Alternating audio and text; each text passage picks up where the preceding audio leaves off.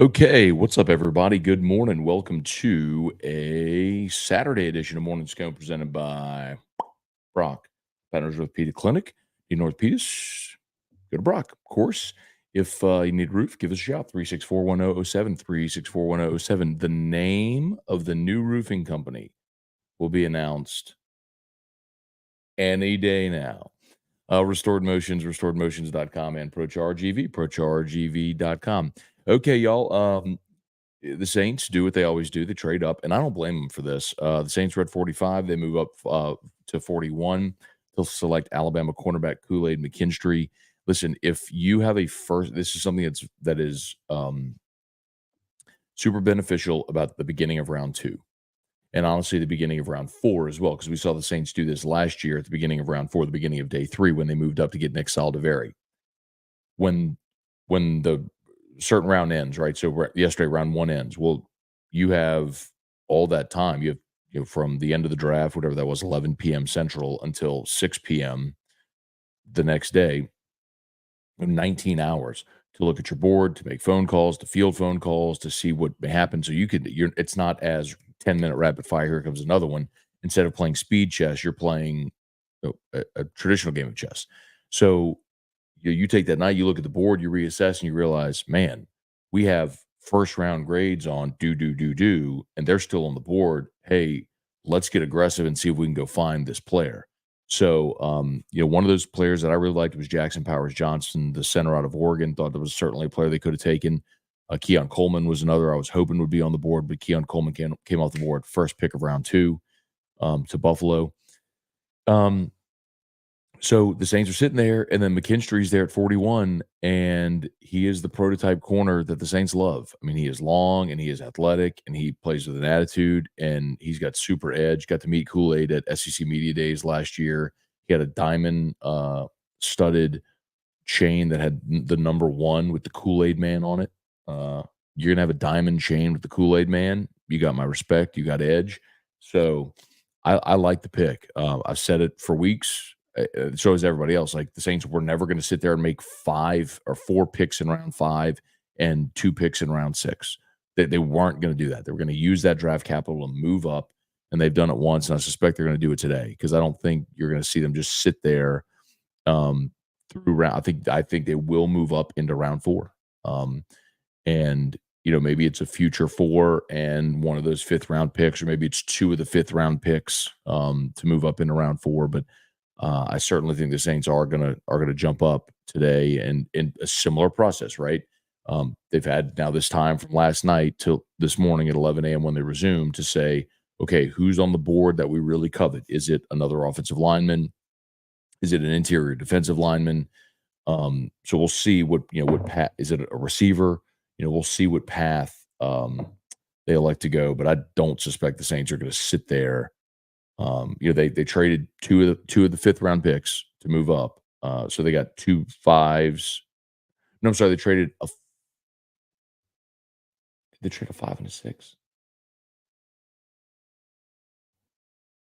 Now they gave up 45, I think 45, a 5 and a 6. Um, whoop, that's not what I wanted.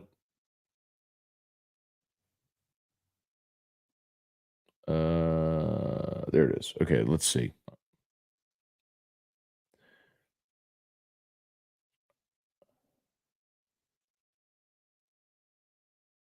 Let's see. So they gave up. Ah, I'm sorry, y'all. Gosh, dog, I should just call it Twitter.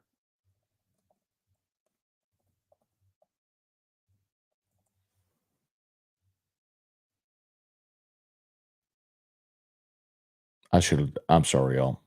I should have just looked this up on Twitter. I'm sure y'all have already posted it, but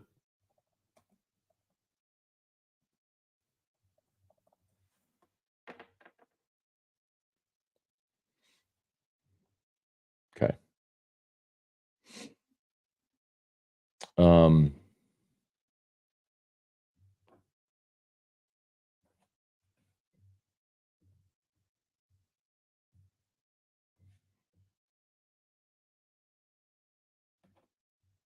oh my God. Why can't I find this? This is so freaking annoying to me right now.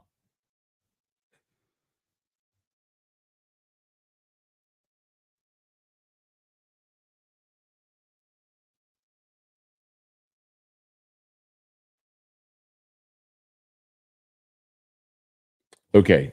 They traded one of the fives and one of the sixes. Oh my God. Thank you. Ugh.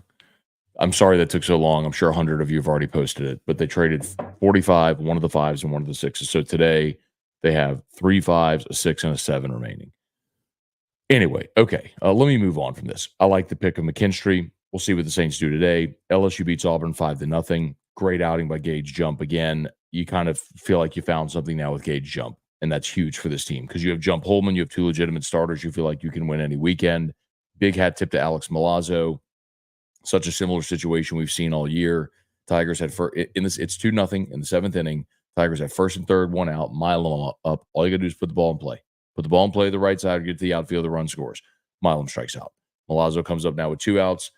Great two-strike approach. Ropes a double into the left center gap.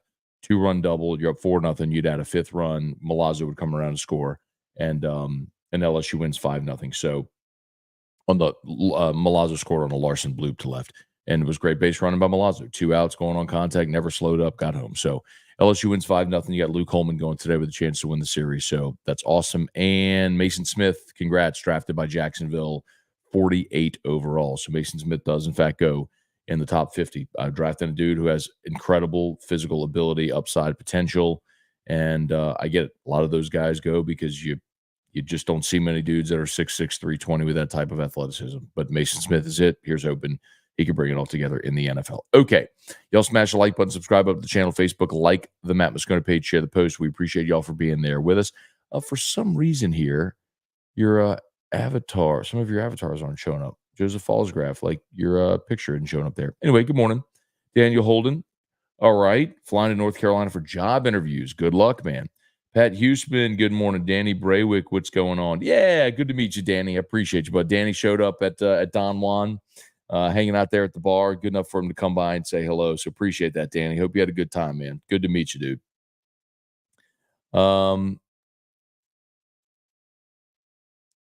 Pat, I know Kool-Aid from Plaquemine. Oh, there's the graphics now. Migo Tez, what's up? You're late. I'm never technically late, Migo. Because we don't necessarily have a start time. Now on the weekdays, I start at 7:30. But I've been up for a good hour already. I was just, doing breath work, uh, and waiting to see if Drew would wake up, but he's being lazy. So I'm gonna have to listen for him.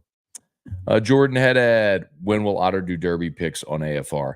You probably need to listen to Jimmy's show. They always have who's the Michael Baychok, the horse racing handicapper. They always do that. I'm sure he'll do it for us the day before the Derby too on AFR or Thursday before. David Tolson, good one to start the weekend for the baseball Tigers. Ray, what up? Kelly Gross, good morning. Eric Reynolds, blown coverage. Ray, we got Kool-Aid for Sean Payton. Deborah, good morning. Baseball game last night was fun. Jump and Little did great. Yes. So final line, if you didn't watch the baseball game, the final line on Gage Jump was 7 innings pitched, no runs, obviously. LSU pitched shutout. So he allowed just 2 hits and struck out 6.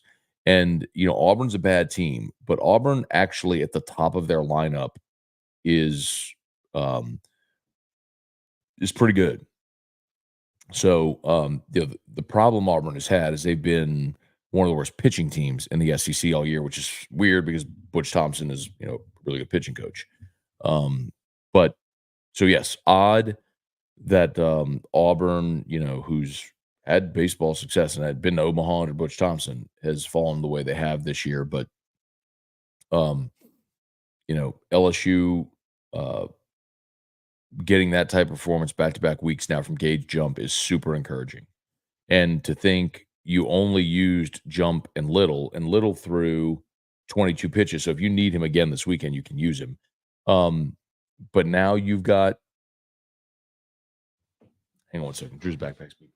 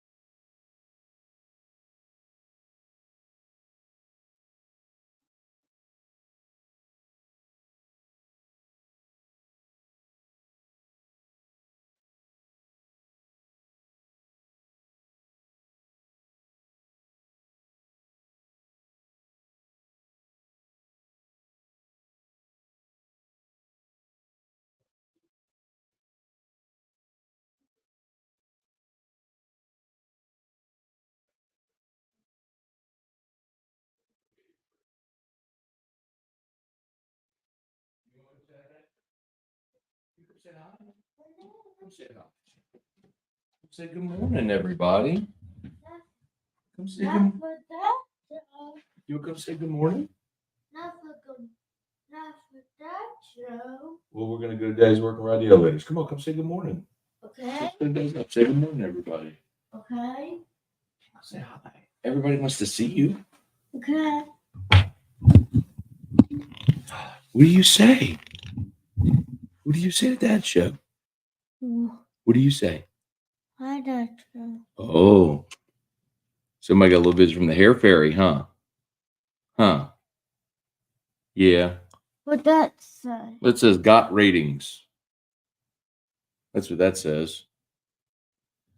Like got milk. Jerry G said the man, the myth, the legend. Hey, Drew. You want to say hi, Jerry? Say hi, Jerry. And Dalton and Bart and Larry and Bobby. They're all saying good morning to you. Can you say hi? Can you say hi? Hi. Good job. Okay. Hey, you want to tell everybody where we're going later? After Dad's show, what are we going to do? What are we doing? Tell them. Daddy's work. We're going to go to Daddy's work, ride the elevators, and then after your backpack, then where are we going to go? To where? Okay. Sharky's. Drew's getting a haircut today at Sharky's. Okay. Hey, Leon Williams, good morning. Okay. You want to read some of these comments from everybody? See what everybody's saying this morning? Let's see what everybody's got to say. Oh, we were talking about LSU's pitching because now you've got Holman and Herring that could go today, and then literally everybody available for you. And if you need Herring today, and then hopefully you get through that with a win, and literally everybody available on Sunday, including potentially Christian Little, who went through 22 pitches on Friday. So it's great. Jesse Brown, Matt, wondering when the Saints. Hi, Daddy. Hi, Drew. They'll probably do it at the beginning. I'm certain there are players the Saints last night after the draft this morning have decided that they want to target at the beginning of round 4. But hold on. You're not done. I don't know why this thing is not cooperating.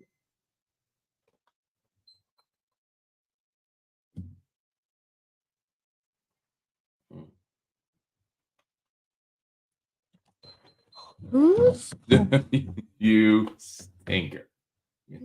Not having it. You little stinker. Oh, what are you doing? Okay. All right. We'll see you later. What, buddy? Well, that's a very good sentence. I will be happy to give you the. Thank you so much for asking nicely. Good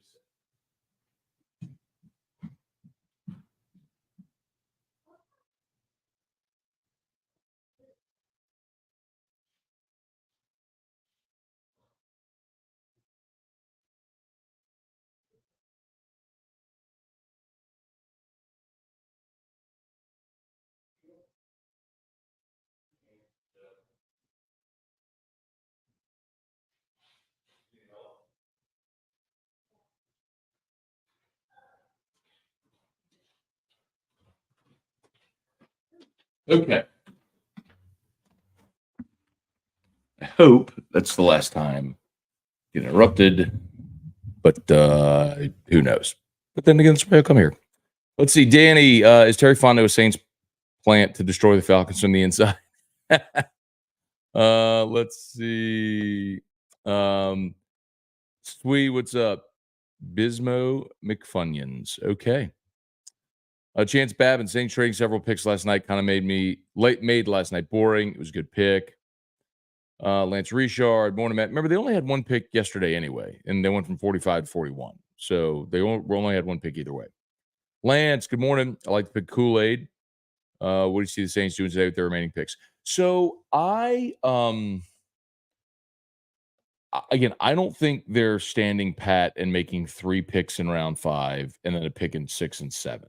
So I do think they're going to try to move up into round 4, and maybe it's taking a couple of those 5th round picks to move up, or next year's 4 and and one of those fives, or next year's four and the six. I don't know. It's gonna be something like that. Um, but I'm looking at you. I feel like you've got to get a receiver. I think right now I have no problem taking Kool-Aid McKinstry at 41, especially like if you felt like you had a first round grade on him, and many teams did. There were people who thought he was the best corner in the draft. So if you had a first round grade on Kool-Aid McKinstry and you get him at 41, then you feel like you got a first round player at 41. So you'll absolutely give up a fifth round pick and a sixth round pick to move up and take him at 41. So, that's I'm cool with that. Um, all of the receivers though that we talked about, um, that were possible day two guys have come off the board, right? Well, Keon Coleman was off the board early. Ladd McConkey was off the board early. Um, the receiver from Western Kentucky was off the board early. Um, so I'm just looking at best available right now, and there are some really familiar names to college football fans. Troy Franklin from Oregon, who had a monster season in that Oregon offense this year. Um, Brendan Rice, Javon Baker, Tez Walker from North Carolina. If you remember Tez Walker, he had the eligibility fight with the NCAA, but he's one of the best receivers in college football last year. Malik Washington, Johnny Wilson from Florida State. I'm just looking at Kuiper's best available receiver. So, Anaya Smith from Texas A&M. LSU fans unfortunately know him well. Xavier Weaver from Colorado, who had a monster year this year. You've got receiver talent on that board. Some guys who are really good college players. I would tell you, interior defensive line is also a definite need. And Mekhi Wingo is still on the board, and Jordan Jefferson is still on the board. And that's not just being Homer. I'm looking at Kuiper's best available. He's got Mekhi Wingo as the second best available defensive tackle, and Jordan Jefferson is the eighth best available defensive tackle. So I think there's a possibility one of those guys lands with the Saints today. You need a defensive tackle. I would not be surprised if the Saints really like one of those guys. They know him well. I mean, Mekhi Wingo, is undersized, but he is a team-oriented dude, but for the fact that he's 6 feet tall, probably would have been drafted much higher. So anyway, and if Wingo doesn't go, then I think it's only because of medical. We could look at. I think Saints are going to look offensive line as well. You're going to get. It's always interesting when you get to this point of the draft because what you start to see happen is runs on positions, right? So, look at what happened yesterday at the start of round 2. As soon as Keon Coleman went with the first pick of round 2, look at what happened. The run came on receivers. So Coleman goes with the first pick of round 2, and then Ladd McConkey went next. Jalen Polk went with the 5th pick of the round. You see what I mean? It was like boom, boom, boom. The run came on receivers, and then the run came on cornerbacks. So Cooper DeJean went to Philly with the 40th pick, the corner out of Iowa, and then the Saints took Kool-Aid, and then the Texans took Kamari Lassiter, and then the Cardinals took Max Melton. That was 4 straight cornerbacks after having one cornerback taken in round 1. So you look for runs, right? I think that's probably what's going to happen. Yeah, Nate Wiggins. Okay. Quinyon Mitchell and Nate Wiggins were the only 2 cornerbacks that went in round 1. So anyway, but think about it. Pearsall and Xavier Legette went with the last 2 picks of round 1, and then Keon Coleman with the first pick of round 2, and then Ladd McConkey went. So that was 4 straight receivers that came off the board. So point is, you look for the run on the position, and if that comes, I think that's where the Saints try to go get active. All right, please smash the like button if you would. Subscribe up to the channel. Facebook, like the Matt Moscona page, share the post. Robert Cooley, I know the series is over. The Pels don't make the playoffs often. I'm going to crawfish bowl. Treat this like Game 7 of the finals. That's cool. Lock in today, man. You got nice. We're 2:30 today, right? 2:30 the draft resumes at 11. The Pels play. Let me check to make sure I have the time right. Pels play 2:30. Yeah, 2:30, and then baseball's tonight 6. So you got a full day, man. Draft, Pels, baseball, boom, boom, boom. So we had a great day today. Samuel Smith, hate this from Makai Wingo. Wish he would have stayed another year. Everybody makes their just see. Here's Samuel. Listen, Makai Wingo knew that this was a distinct possibility, and again, he's an undersized interior defensive lineman who's coming off an injury. But the reason if you're Makai Wingo, you come out is you realize there's nothing you can do coming back to school another year to dramatically improve your draft stock.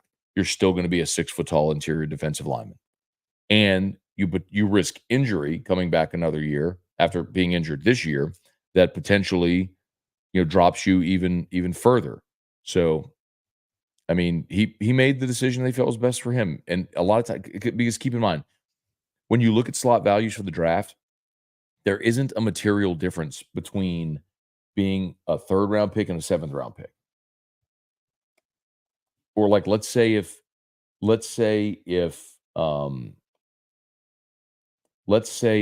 Makai gets drafted today in round 5 and he'd come back and been a round 3 pick. Okay.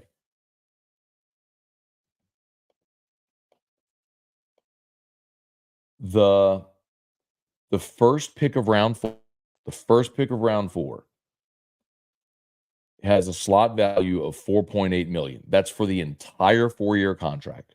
4.8. So you're making 1.2 per year if you're the first pick around 4. Pre-tax, pre-fees, all that sort of stuff. 4.8. If you're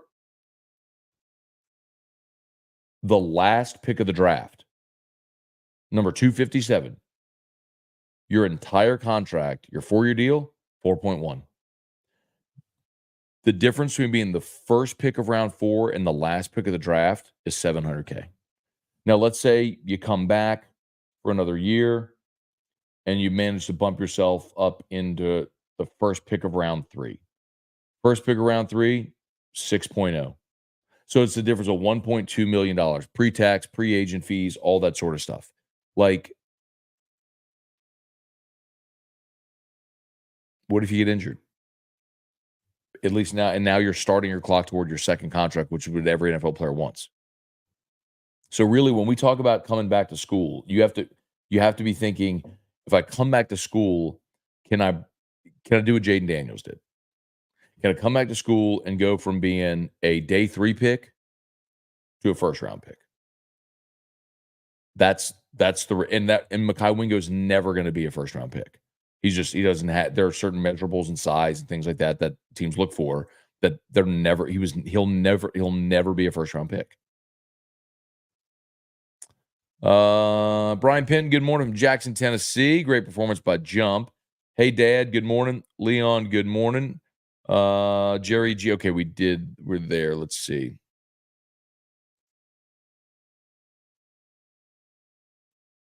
Let me see if we can get past the Drew comments from when Drew was here so we can kind of catch up a little bit.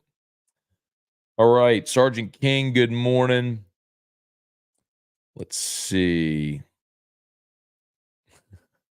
Bobby Lemieux. Drew's going to look slick. They do a good job with his hair over at Sharky's, man. We go see Cynthia over there. She does an awesome job. Shout out to Sharky's on Highland Road by the Home Depot. They do a great job.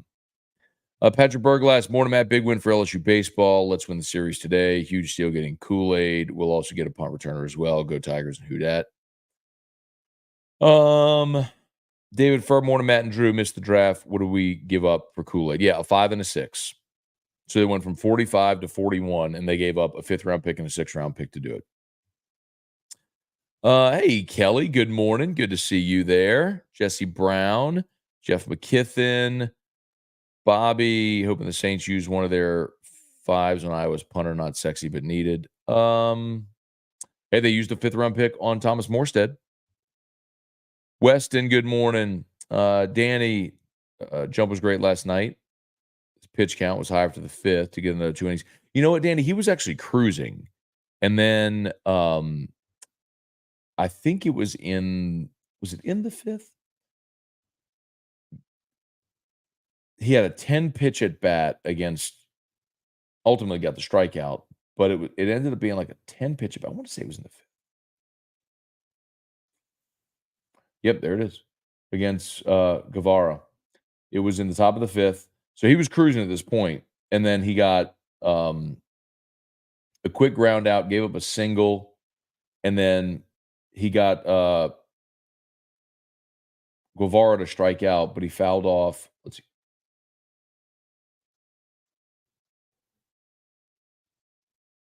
He fouled off 6 straight pitches. So it ended up being a 10 pitch at bat. Like Yeski came out after that just to give him a breather. But that was the thing that made the pitch count get a smidge out of whack, was that at bat. But he really had kept his pitch count in check for most of the night. Cortland, did they really light up the dome like Kool-Aid Man, or was that a Photoshop? Had to be a Photoshop, but I didn't see it. Let's see.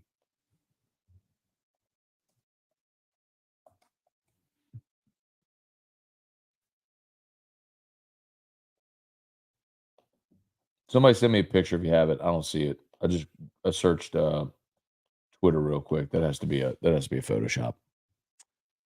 Ryan Williams, what's going on? Death taxes and Hagen Smith unders. There you go. Our picks yesterday with Men's Sierra College baseball picks. I had 3 of them, and one of them was Arkansas and Texas A&M under. As good as Texas A&M's offense. Florida. Excuse me.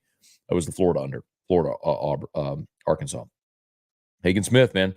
Hagen Smith's on the bump. Take the under. Total was 9. Took the under. Easy. Spencer Doge, good morning. Brett Guidry, Jim Arsenault, make defense great again. Matt, do you think Jordan Travis is a steal this late in the draft after he recovers from his injury? I was very much in the Heisman race before he got hurt. Was really good last year also.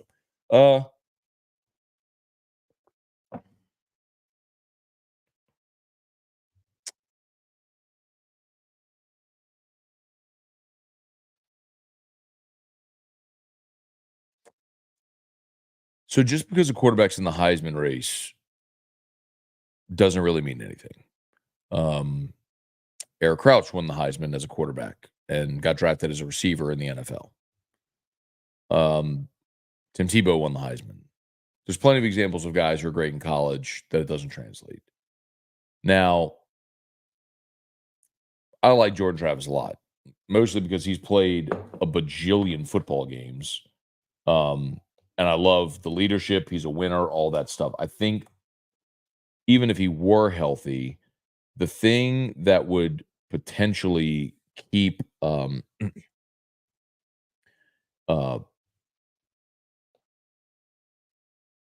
keep Jordan Travis from being a higher profile player. He's only 6'1", so smidge undersized, and doesn't have the big arm, right? So the things that the scouts are looking for, the measurables, those aren't necessarily there. But all the other things are there. Like, I think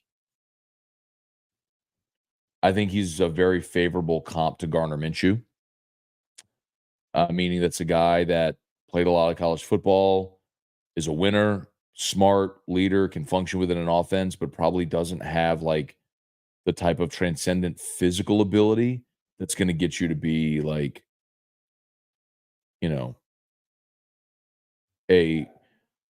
he's not Trevor Lawrence, Josh Allen, Jaden Daniels. I mean, think of these dudes that are like big, strong arm quarterbacks who are also accurate and that are dynamic athletes. So I think just some of that works against Jordan Travis. It ain't to say you can't be a really good NFL quarterback, but I think he's probably a guy that's a really good backup that can be a starter in spots if you need him. Now, Spencer Rattler, I think, is the guy, because of the arm talent, that if he ever figures out how to be a consistent player, I mean, there's a reason Spencer Rattler 2 years ago was, before he got beat out by, or 3 years ago, before he got beaten out by Caleb Williams at Oklahoma. There's a reason that he was going into that season was mocked as the number 1 player in the draft, because he's got the physical ability. Taz, how good is Michael Pratt? Never saw him play. I think Pratt is a good comp to Travis, similar in that respect. Vernell, good morning. Rolling Sconers, I love it. Muhammad Kamara, the defensive lineman out of Colorado State. I would not hate that at all. Gulf South, I don't know if you've been able to watch any of Saban or Belichick covering the draft, but they've been great. Really wish they were on the same channel, though. Yes, I have. So I did watch the draft coverage last night on ESPN, and I've seen some of Belichick's highlights with McAfee on Twitter. I haven't watched their coverage, but yeah, I mean, they know a ton of football, and it's amazing, right? They're both personable guys that'll let their knowledge show through when they don't have to be curmudgeons in front of the media. They're in the media, but yes, they've done great. David Tolson, should there be slot value when it comes to NIL deals? I'm thinking yes for stability. It'll never happen, David, because remember, slot values in the NFL, that's salary. There is no an NIL deal is essentially your marketing value, and there is no cap on that. I've told y'all this a million times. I've had conversations with attorneys. Lawsuits are already drawn if the NCAA ever tries to cap NIL deals, because that's like telling Caitlin Clark you can't sign a $28 million deal with Nike because you can't make more than anybody else. No, her salary in the WNBA is what it is, but as a marketing deal, you can go get whatever the market value is. So no, there will never, ever be a cap on NIL. It's name, image, and likeness. What is someone willing to pay you for your name, image, likeness to represent your brand? You will never, ever cap that.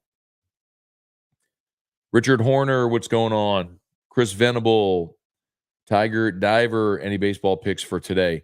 I haven't even looked today, honestly, man. Sorry. How did we do yesterday? I had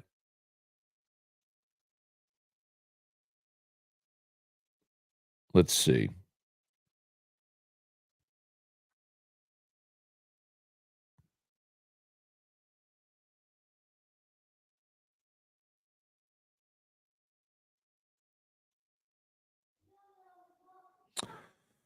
All right. Let's see. And so we hit with the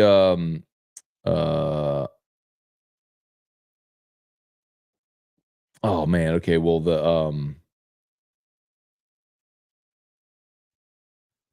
let's see. Oh, good. We hit the A&M Georgia under hit. That was 15.5 and ended up at 7, 5-2. And then we had under 15 on USC and Arizona State, which ended up 12-1. That was 13. 3-0 day for your boy. How about it? I'm telling you, find on Fridays, those are such easy plays to find giant numbers and play the under on college baseball. But if you're looking at but once you get deeper into the weekend, it's a little harder because you don't know what other teams' pitching staffs have. So I think I'm 12-6 now in my baseball against the spread. Jamie Hodges, what's going on? Richard, is lat status changed with Kool-Aid? So it's a good question, Richard. I think you could be open to a deal, but here's the problem, all right?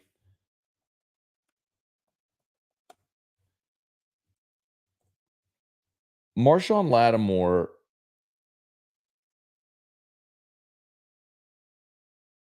signed a $97 million. Lattimore signed a $97 million contract. Somebody's happy in there. Load.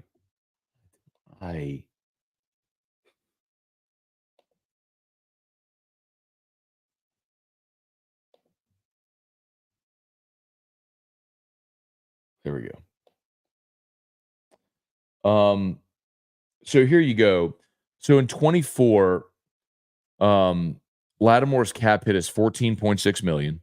His dead cap number is 31.2. So if Lattimore's not on the team this year, it costs you $31.2 million. That's what the restructure did. Restructures, while I understand the Saints' philosophy and why they're doing it and blah, blah, blah, blah, the problem with it is it makes it financially improbable, if not altogether impossible, for you to move on from a player with that contract. So they could potentially off-ramp after this season when the cap hits inverts. In 25, Lattimore's cap hit with the Saints is $31 million. The dead number is 20.6. So you could save $11 million by moving on from Lattimore after this season. Remember also, Paulson Adebo's in the final year of his rookie contract. And so you have to decide, like, are you going to pay Adebo? Is he going to extend, or does he hit unrestricted free agency next year? And then, same thing with Alontae Taylor, who's basically been a slot corner for you. You have to make a decision. Are you going to, he'll be in a contract year next year. So are you going to try to extend him now, or do you wait? So I think it's just a preemptive move, a preemptive strike here when you had a guy that you probably felt had a first round grade and you got him at 41.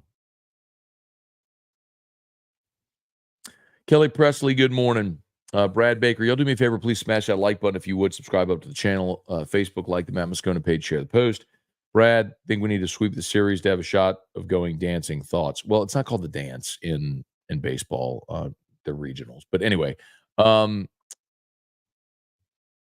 so no, Brad. So here's how the math works. So the consistent theme is you need to get to 13, right? You got to find a way to get to 13 SEC wins. So now you're at 6, right? After last night's win. The thought was if you could go, you're at the halfway point, you're at 3-12. So you needed to go 10-5. So over 5 series, if you go 2-1 in each of those 5 series, you're there. The problem comes in that you have to play A&M. Now this next week, it's here, but A&M's the number 1 team in the country, and that's going to be a really tough series to win. So the thought might be, hey, get one of those. Well, if you get one of those, then you have to sweep somewhere. This would obviously be the most probable weekend to sweep. You're at home. You're against a bad Auburn team. You've now already got game 1. Engaged jump was awesome. Go get another good performance from Luke Coleman, and then see if you can go slug your way to a win in game 3. So I guess 2 ways of answering it. Yes, this is the most realistic, like odds-on opportunity for you to sweep, but you do get Ole Miss in Baton Rouge as well. And if you could somehow find a way to win 2 against A&M, then you would need to. But to feel good going into the SEC tournament, you want to be at 13. So however you get there, you want to be at 13. And yes, sweeping this weekend would make that much, much, much, much more realistic. We'll see. Seth, how about Little last night? That was the best I've ever seen him pitch. Had a pep in his step too. The best he's been at LSU, Seth, was, if you remember, he started last year against Kentucky. And he had 3 perfect innings. It was 9 up, 9 down. Hang on. I think it was game 3 against Kentucky last year in Baton Rouge. Might have been game 2. I think it was game 3. Let me check. I'm looking up the box score right now. Yeah. Okay. So it was game 3. So he went, that's what it was. He went 3 1/3. So he went 9 up, 9 down. And then in the 4th inning, he walked 3 guys. And they pulled him. So he looked great last night. But I would say that the best he's pitched at LSU was that game 3 start against Kentucky, where he started 9 up, 9 down. But you're right. I mean, look, last night he faced the minimum, through 2 innings, struck out 4. He was really good. But in that game last year, let's see, he struck out. He only had 1 strikeout in that, but he started super efficient, getting weak contact, was really good, and then just walked 3 guys in the 4th. But yeah, he looked great. He looked great last night. It's like that's the thing about Little, right? The stuff is great. The stuff is great. It's just his ability to command it has evaded him. If he ever figures out how to consistently command his stuff, he could be a big leaguer. That's a challenge. Someone will get him in a pro organization, give him an opportunity. Steve, good morning. Prediction for the Pelicans game. Not encouraged by how they laid down in game 2. I agree with you. I'm not super optimistic here, Steve. It feels like if you're going to get one, this is going to be the one. I think the line today is OKC 1.5. Um, you're back at home. I think it's going to be a packed crowd. This feels like the one where you go and you swing back, and then OKC probably gets game 4 and then closes it out in game 5 at their place. But Pels haven't been great at home. We know that. Yeah, OKC 1.5. I mean, I might like a slight lean. Like if you're going to play it, Pelicans money line. There's some value there considering they're at home. But see, don't feel great about it. Ronald, good morning. Biggest need left for the Saints. Receiver, offensive line, interior defensive line. Those three. Safety, kind of in that order, I would say. Star Hill Stunners, what's the deal with Stetson Bennett? Isn't Stetson Bennett in LA? He got drafted by the Rams last year. What happened? What is this?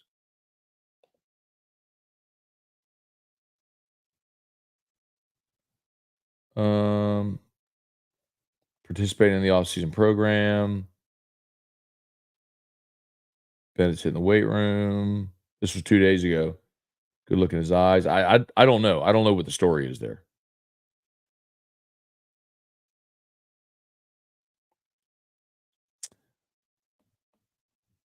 Yeah, I don't know. I don't know the story there.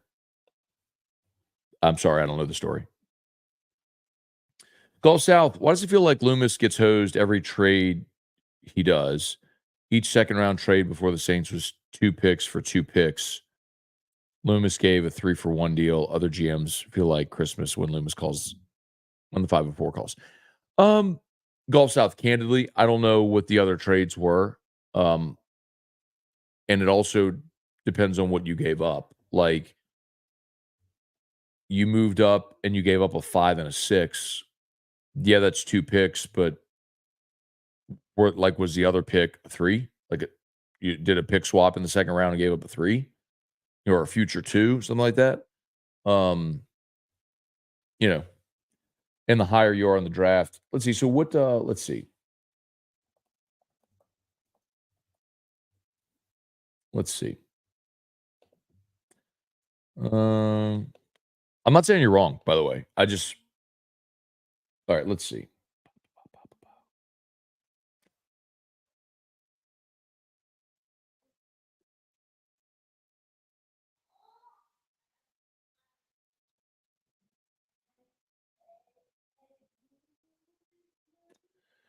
Okay. Well, no, that's not true. So look, the Saints traded up to get 41. They gave up 45, 168, and 190. So it was the pick swap, 45, 41, and then they gave up 168 and 190. The Panthers traded up with the Colts. The Panthers got 46, and they gave up 52. So they gave up their second rounder, then 142 and 145. So that's the same. Chiefs went up.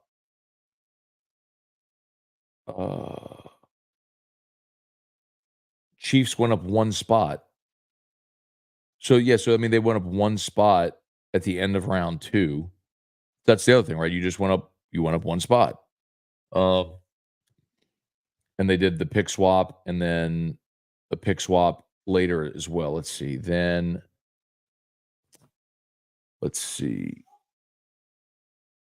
Yeah, see, that's the difference. So look at the Eagles Commanders trade. So the Eagles got number 40, 78, and 152, but the Commanders got 50 and 53. So they got 2 second-round picks for it. That's why. And then they did a pick swap at 151 and 152 and 161. That's why. They went from their 3 up to a 2. So they got essentially, you did a pick swap in round 2, got another 2 for a 3, and then you did a pick swap in round, I guess it would be round 5. So that's why you got 2 2s effectively. So picks 50 and 53 to allow them to go up to 40. So you move back 10 spots, but you go 50 and 53. That's why. So I don't know. I mean, I didn't have a problem with the trade they did. Brandon Tilly, good morning. Thanks for the shout on the draft show. Yeah, man. How many more picks do the Saints make in your opinion? Offer still stands whenever available. I appreciate it, man. Thanks so much. Uh, see how many more picks? Sorry, hang on one second. So by the way, Brandon is the manager of the Carriage House in Lafayette. It was very nice to come by and introduce himself at the show in Lafayette on Wednesday at the tap room. And Carriage House is beautiful. If you've never been, by the way, I would highly, if you're in Lafayette, you need a place to stay, or I would highly recommend it to anybody. Um, how many more picks? So they've got 3 picks in round 5, a 6, and a 7. So they have 5 picks left. And my assumption here is, Brandon, they're going to find a way to bump up into round 4 because they've spent this time since last night getting their list together of prospects that they feel on the board are still of great value. And they'll move up in round 4, probably early here in round 4, I would think. That's my guess, knowing the Saints. It's what they did last year. Remember when they moved up at the beginning of round 4 to get Nick Saldiveri? They've probably been on the phone last night and this morning, determining what opportunities were there to move up to go get a player they want. Tiger Diver, 3-0 my baseball picks. Love it. Ride with Scone, bro. I mean, Mincy and Muse are the ones that know baseball, though, right? No, those guys are great. I'm just being facetious.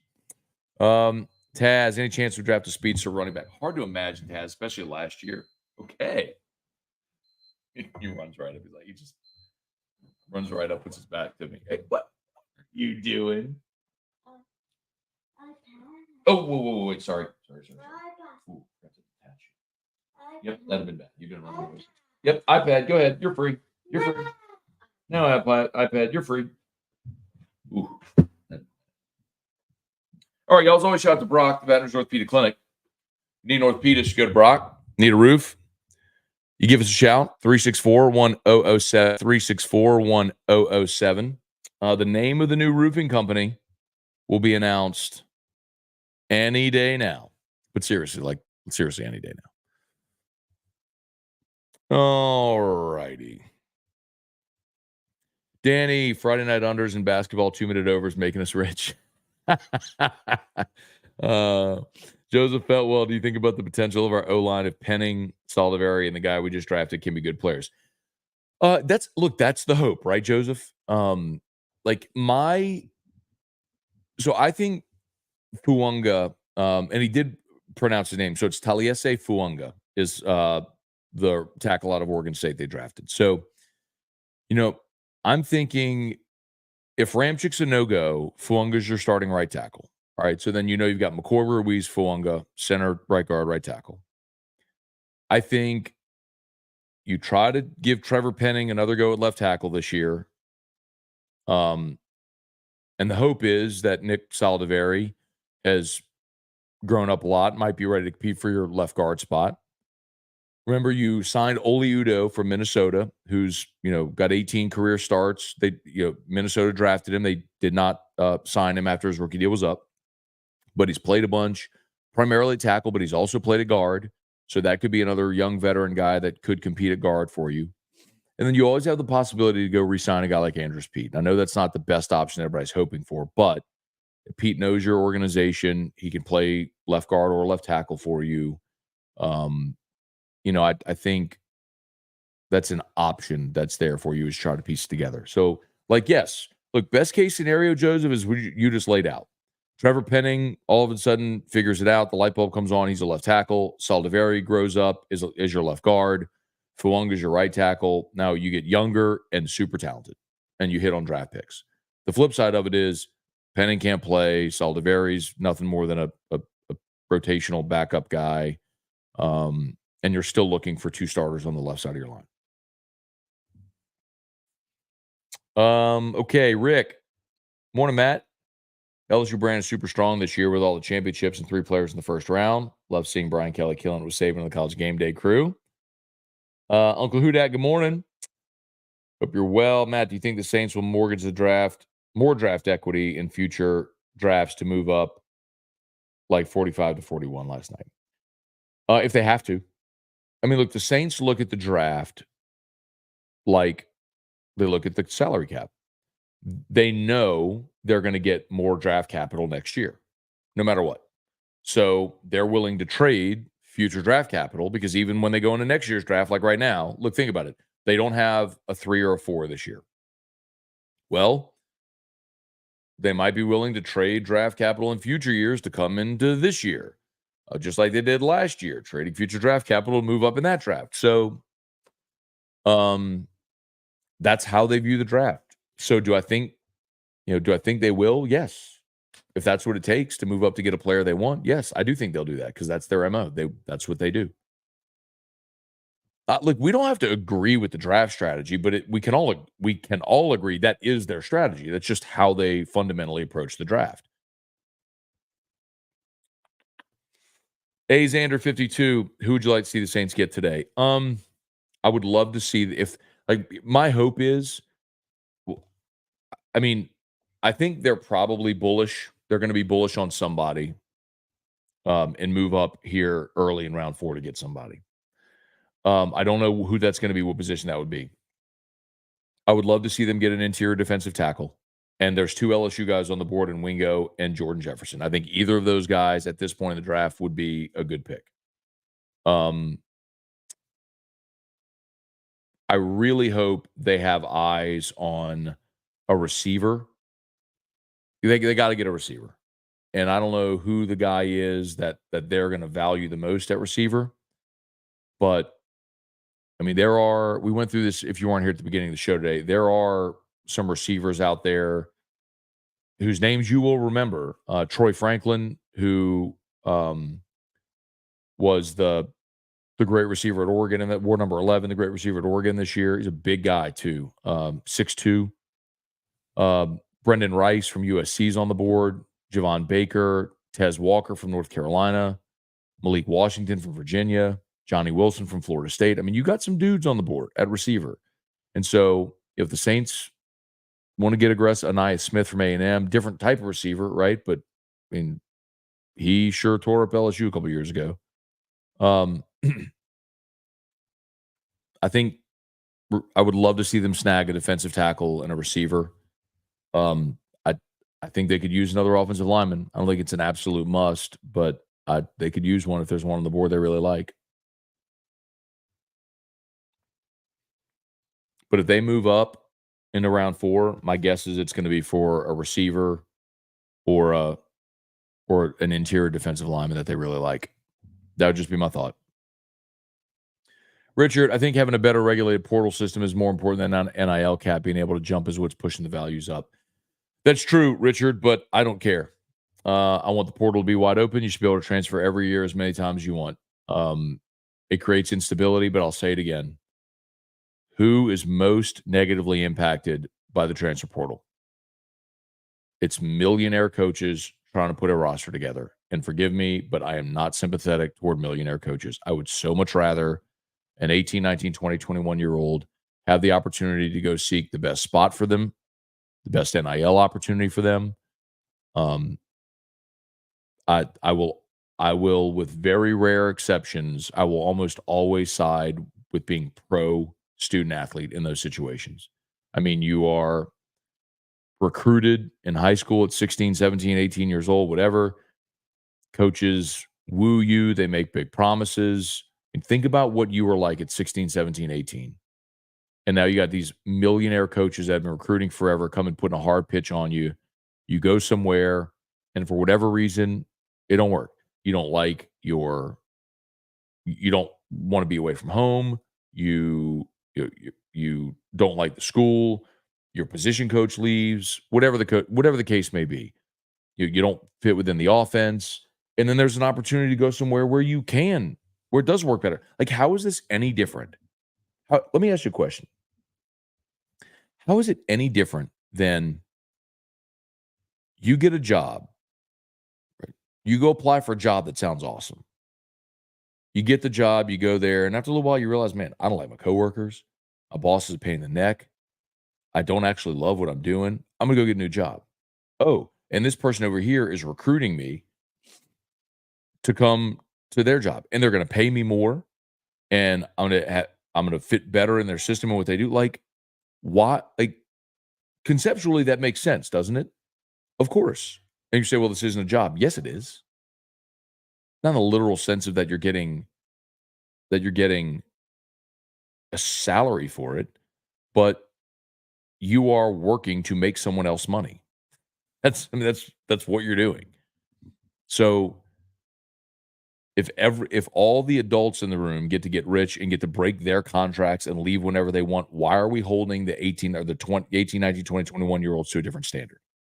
So no, I will never be okay with I I will almost always be pro student athlete in every opportunity like that because we have it backwards that we're holding the young people to a higher standard than we're holding the adults.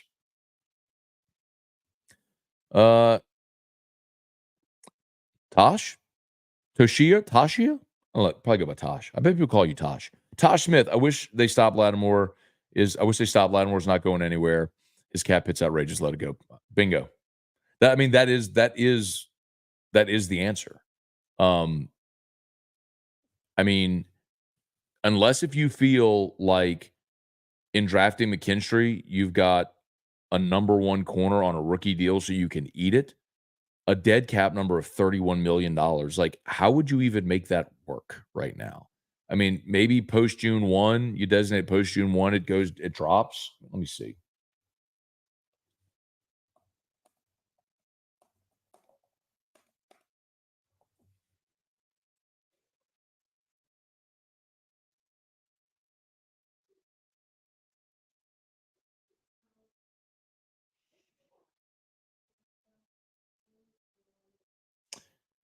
Yeah, it would drop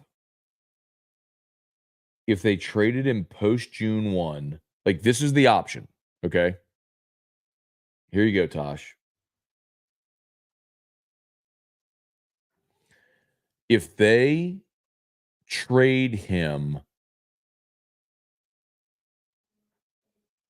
post June 1, the cap number drops from 31 to 10.6. So the dead number. So they could do it post June 1. But then next year, that dead number is still $20.6 million.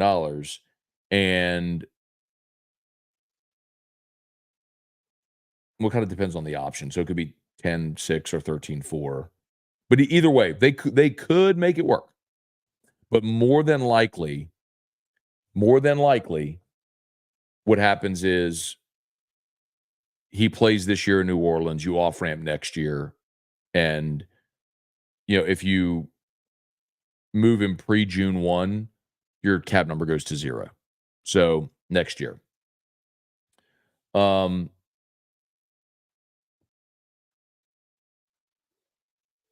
the team that would acquire him would have a low cap number this year, 3.9. Next year, 21, 20, and 26, it would be 21 million. And then in 27, it's a voided year, but they'd have 5.5 against the book. So anyway, the point is, I guess, Tosh, the only way it could happen is if there was a team willing to take Lattimore post June. If you trade him post June 1, what do you get for him?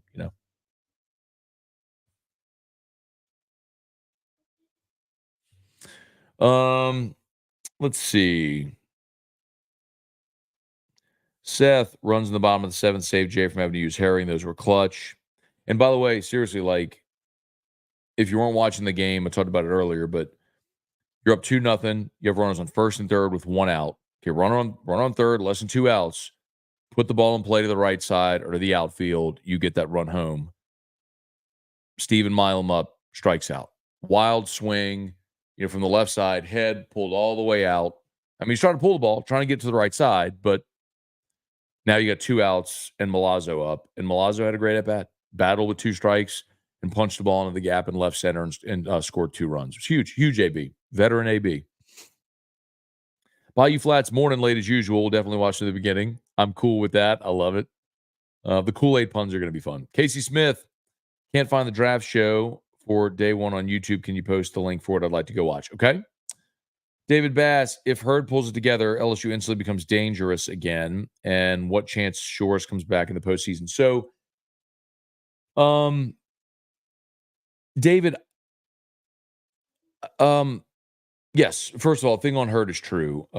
If Jump continues to pitch at the rate he has the past 2 weeks, Holman continues the way he has. If Hurd can kind of gather himself the way he did late last season, then all of a sudden you got a little action, right? I don't know that I think you still have holes in your defense and your lineup isn't great, but yes, you become far more viable.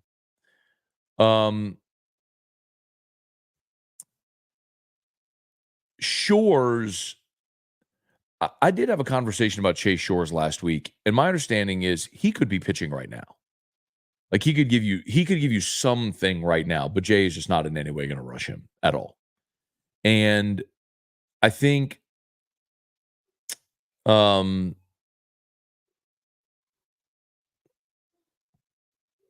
here's the thing that you have to realize with Chase Shores.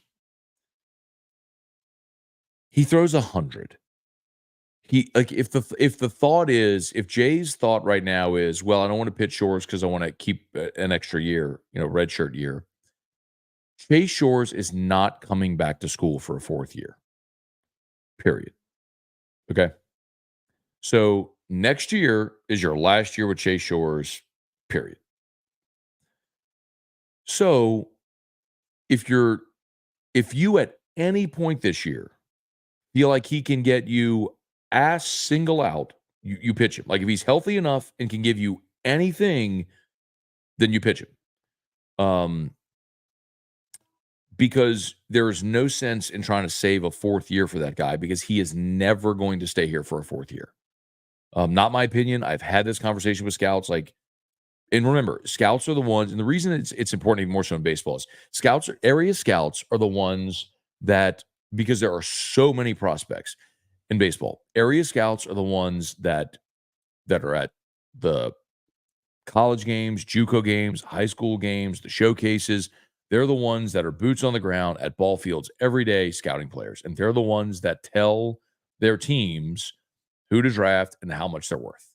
And the teams trust the scouts. Like, I don't want to say blindly, but you trust your area scouts. So when major league team scouts are saying, like, no, we will pay that guy. Like, he will not be here for a fourth year, Jay Shores. So yes, if you can get if he's comfortable enough to pitch and Jay is comfortable enough to throw him, and I'm not in any way suggesting you should rush him. If there is any hesitation whatsoever, then you don't throw him. But if the thought is just save him for a redshirt year, that's foolish because he's never gonna be here for a fourth year.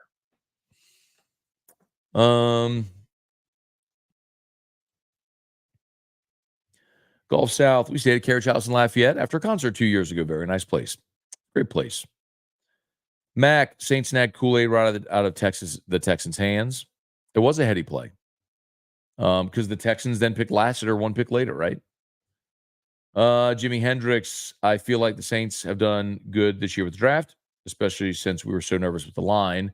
Just waiting to whiskey and wine to Don Juan, 150 days. Ready for it.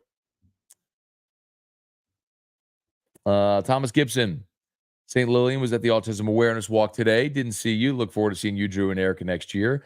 For sure, man. Candidly, I didn't know there was an event this morning, candidly.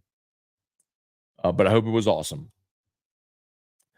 Let's see. Mason Smith got drafted by the Jags. Linebackers coach of the Jags, Matt House. We were on the AFR text line last night as soon as he got picked. Like, the reunion with Matt House.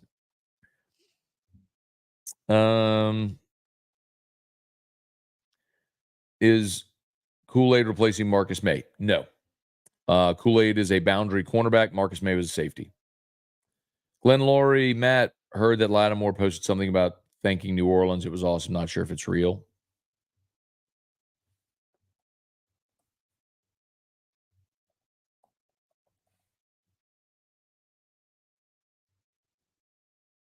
Let's look.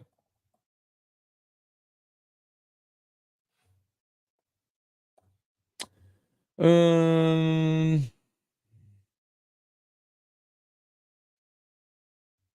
No, I haven't talked to him in a while.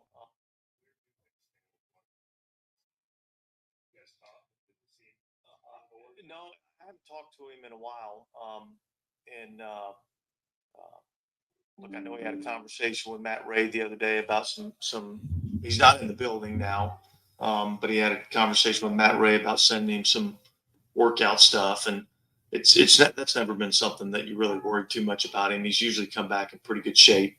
Um, and look, quite honestly, last year in the training camp, I thought he had one of his better training camps. So, um, look, Marshawn's part of our team. Um, he's been a valuable part of our team, and we're looking forward to him being a part of our team.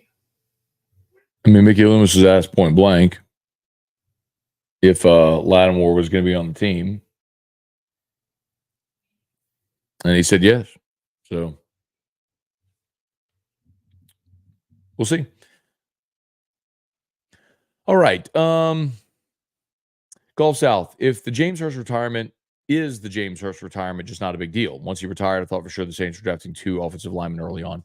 Well, sure, it's a big deal, but I think they already knew. That's something Loomis said after Thursday night, that they knew he was going to retire. Um, I mean, the thing is, I guess you kind of replaced Hurst when you signed Oli Udo. They're very similar players. Udo's a tackle that can also play guard, younger player, still kind of in that mold. And you could always go, re-sign a veteran free agent like Andrews Pete. I'm not gonna say it's not a big deal, but the bigger deal was getting a starting lineman at 14. You did that, and trying to develop Penning and Saldiveri. So, Gulf South, I mean, I think they could still take another offensive lineman today. And honestly, I thought if they were trading up yesterday, it was going to be for Jackson Powers Johnson, the center from Oregon, because he can play center guard. Because in essence, then you would have just drafted your starting left guard. Um, so we'll see what they do today. David, so are student athletes employees? No, because they're not paid. That's the point. If ever you get to a point where they are compensated, they will unionize and all that sort of stuff. But I don't think there's any appetite to do that, because if you do that, then it changes your financial structure for the entirety of college sports. And in essence, then you can only have football, which I'm sure most people and men's basketball, which most people would probably be fine with that. But you also have Title IX to deal with. So it's a federal law um, mandating you spend the same amount on women's sports as you do on men's sports.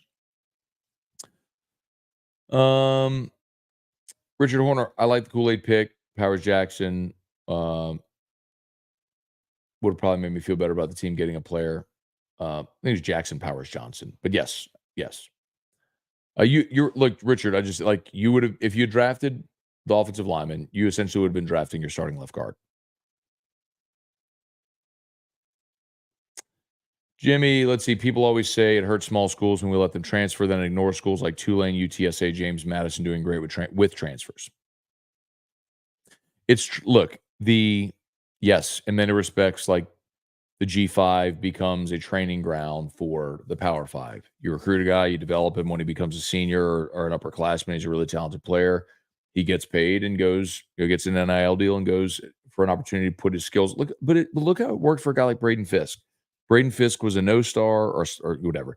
Goes to Western Michigan, gets bigger, stronger, faster, becomes a really good player, has an opportunity to go put $250,000 in his pocket, play 1 year at Florida State, blows up, and then he's an early second round pick. I mean, tell me what's wrong with that.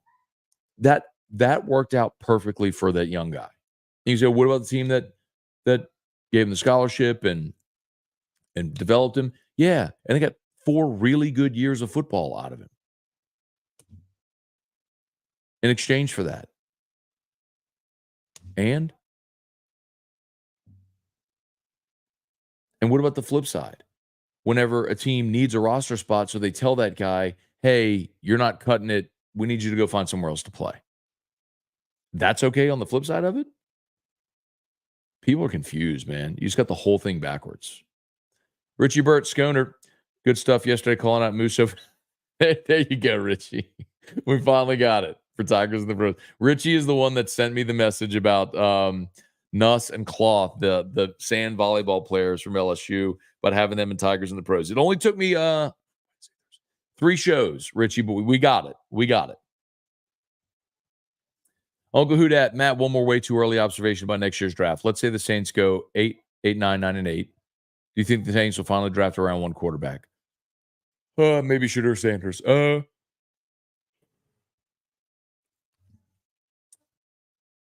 Well, if you go 8, 9, or 9 and 8, you're picking in the middle of round 1 again. And I don't think Shedeur Sanders is there in the middle of round 1. I think he's a top 10 pick and might be the first quarterback off the board next year. And the tricky part is in restructuring Derek Carr's deal, you've financially committed yourself to him for at least 2 more seasons. So you could essentially look at next year as, okay, we'll draft a quarterback in next year's draft, let him compete with Carr. Maybe it's a redshirt year, kind of like Mahomes had behind Alex Smith and then became the starter. Like you could look at it that way. But if you're 8, 9, 9, and 8, you're picking the middle of round 1. I don't know what quarterback is there for you in the middle of round 1.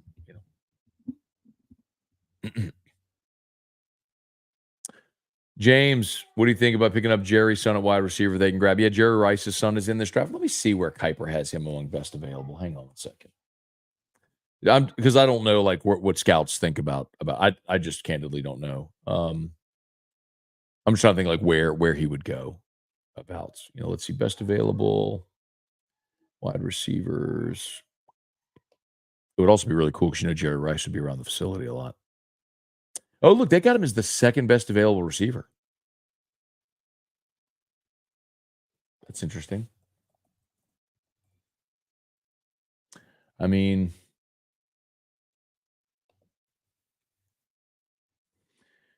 so according to Kuiper, best available receiver, Troy Franklin. Second best, Brendan Rice from USC, Jerry Rice's son. Javon Baker, Tez Walker, Malik Washington. I mean, so look, if the Saints love him, again, like my expectation here is if they move into the beginning of round 2, it's for a receiver or, excuse me, not round 2, round 4, day 3. It starts in 25 minutes too. That they'd be moving up for a receiver, maybe an interior defensive lineman. So we'll see what they do, man. But yeah, look, I'm for it. Listen, my general feeling is going to be if you're bullish on a player and you want to go get them, you got to trust that their scouting department is doing what they're supposed to do, and there's a reason they like them. So, Ray Langlois, what's going on? CJ Morvan, what about Michael Pratt as a late round steal? I'm all for drafting a quarterback every year. I'm not gonna be a hypocrite there. I've said it. Like when we talked about quarterbacks, you have to. If you're the Saints, you have to change your strategy on approach to quarterbacks. And if you're not going to use a high pick on a quarterback, then you need to go with the volume strategy and see if you can find a Kirk Cousins in round 4, a Brock Purdy in round 7, a Tom Brady in round 6. I'm not saying you're going to find Tom Brady, but you know what I mean?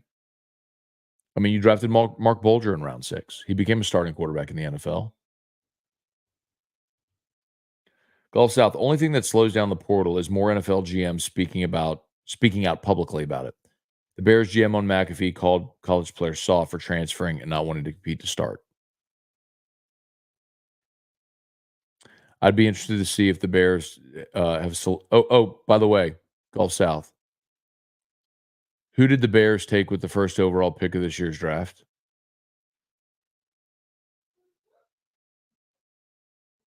Oh, it was Caleb Williams. Did Caleb Williams transfer? Actions speak louder than words. Marty McGear showing the home run ball to the head from Tuesday. Yeah, they are. That's perfect for them. That's in their wheelhouse.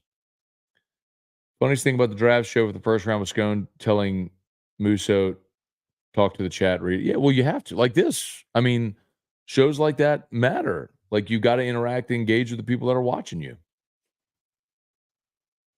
Jared, morning, Scone. Any updates on DT transfer portal? Sorry if someone has already asked. Nope. You're good. They've really locked in on Dominic Williams and Simeon Barrow. Williams from TCU, Barrow from Michigan State. And I think if you get one of those guys, it's a real win. Yes, Jared, smash the like button. Thank you. And subscribe up to the channel there. Mike Hardyall, morning from Jersey. Think we still need 2 offensive linemen, wide receiver, and a safety. Well, you're not making, well, I don't know if you're going to make 4 more picks. And I don't know what free agents would fit. If you're talking about undrafted free agents or veteran free agents. Milton, thoughts on the Pels' chances today? Well, they're a slight home dog. I mean, if you're going to bet it, I mean, it's worth taking a flyer. What I would probably do is I'd live bet it. I'd wait and watch the first 3 to 5 minutes, see if a team goes on a run. Like, yeah, maybe see if you get better value for it. Maybe right out the chute if OKC gets up, 10-2 early, maybe that 1.5 goes to 3.5 or 4. You can just get a better number. They could play on the Pels plus 4, something like that.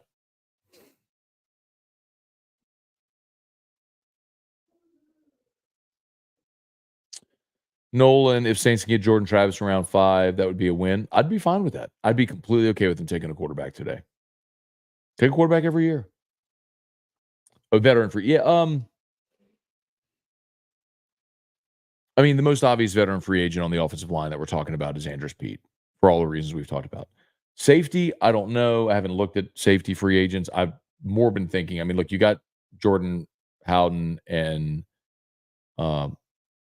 Jonathan Abram, who you signed last year, and they played a lot for you with Marcus May out, and you like them. So I think you're probably looking more depth. So I think you'd go rookie, like an undrafted free agent, something like that. And I don't think free agent receiver. I mean, you've already signed 3 free agent receivers so far. Cortland, every time I looked up, someone's drafting an OT.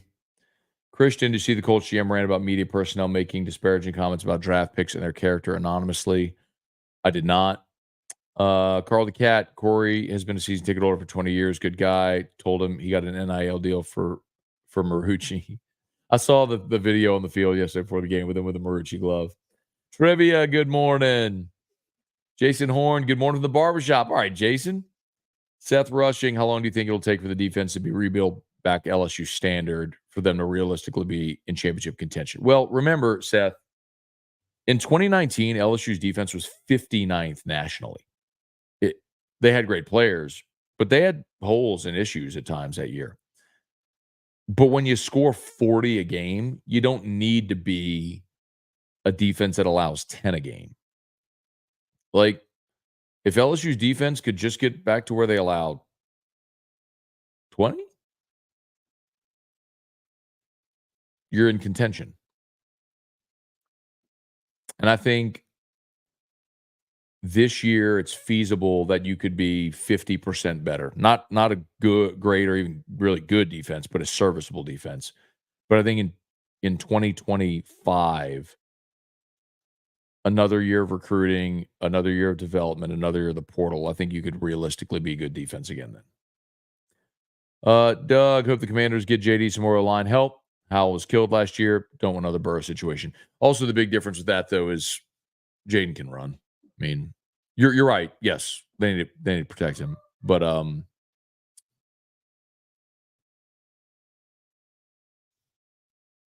needs weapons too. Terry McLaurin's good, but need more weapons. Fred, Matt is the new company name any day now. It is not, but we will be announcing the name of the new roofing company any day now. Tulane's Michael Pratt. Oh, sorry. Tosh, Tulane, Michael Pratt still on the board. I think they're going to pull the trigger on him in the 4th or 5th. I'm good with that. I'm good with it. Pratt, Jordan Travis, veteran quarterbacks that won a lot, good character dudes. I'm good with it. You want to take a quarterback today? Perfectly fine with it. All right, y'all think we're done? Please smash the like button, subscribe to the channel if you're new. Facebook, like the Matt Scone page, share the post. We appreciate y'all for being here with us. Draft resuming here in about 18 minutes. Looking forward to it. We'll see what the Saints do. Okay, Pels at 2:30, baseball tonight at 6. Y'all be good. Peace.